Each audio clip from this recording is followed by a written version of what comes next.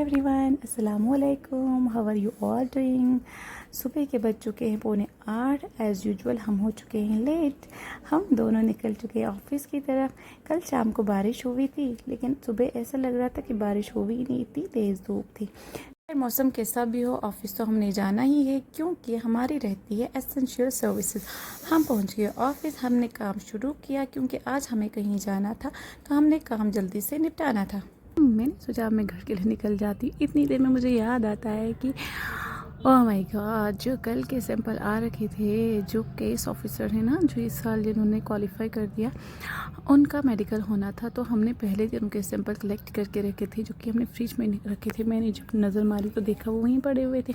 फिर हमने जल्दी जल्दी उनके सैंपल्स भी लगा दिए, उनकी स्क्रीनिंग कर दी। उसके बाद नेक्स्ट हमने जल्दी से वाइंड अप कर लिया और मैं चली गई घर, क्योंकि हमने घर से जाना था स्पेशल काम के लिए। मैंने किया आधा 1 घंटा रेस्ट, और उसके बाद मैं और बग्गू, मतलब मेरी सुंदर सी प्रिंसेस, हम निकल चुके हैं अपने काम की ओर, क्योंकि मेरे हस्बैंड ऑलरेडी वहाँ जा चुके थे।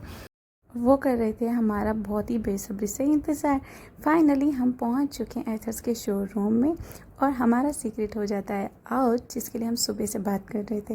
तो मेरे हस्बैंड यानी कि रहमान साहब वहाँ पे पहले से डॉक्यूमेंटेशन करके रखी थी, क्योंकि हमने की थी बुक स्कूटी। हाँ, हमने स्कूटी बुक की हुई थी और आज हम स्कूटी लेने वाले थे यहाँ से। तो शोरूम से निकल चुकी थी स्कूटी बाहर। जब तक वहाँ पहुँचे, जब हमने स्कूटी देखी तो हम बहुत खुश हुए, और प्रिंसेस तो बहुत ही ज़्यादा खुश हुई थी। फिर मैंने प्रिंसेस को सबसे पहले स्कूटी पे बिठाया, क्योंकि लाडो का तो राइट बनता है ना।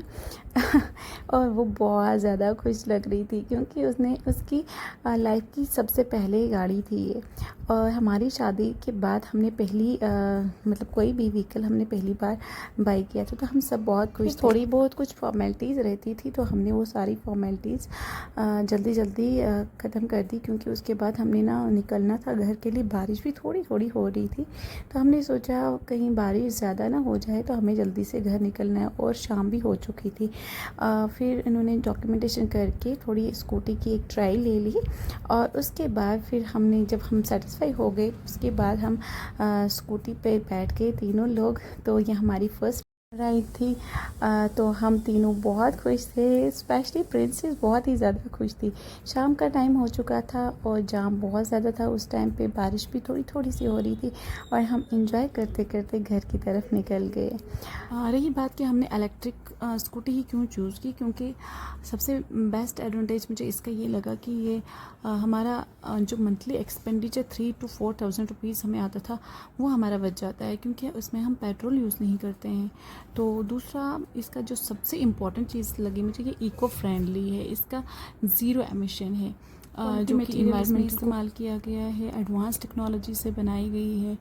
इसमें फ्रंट डिस्क ब्रेक्स स्टैंडर्ड इस्तेमाल किए गए हैं, और इसमें ना स्पेस बीच में काफ़ी ज़्यादा है। इसमें हम काफ़ी सामान हमारा आ सकता है।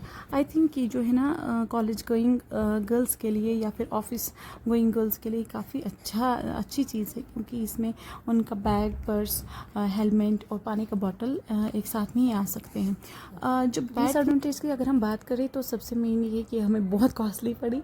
सेकेंड थिंग, इसको चार्ज के लिए 4 घंटे तो मिनिमम चाहिए होते हैं फुल चार्ज होने के लिए, और हम इसको लॉन्ग डिस्टेंस के लिए ड्राइव पे नहीं जा सकते इस पे।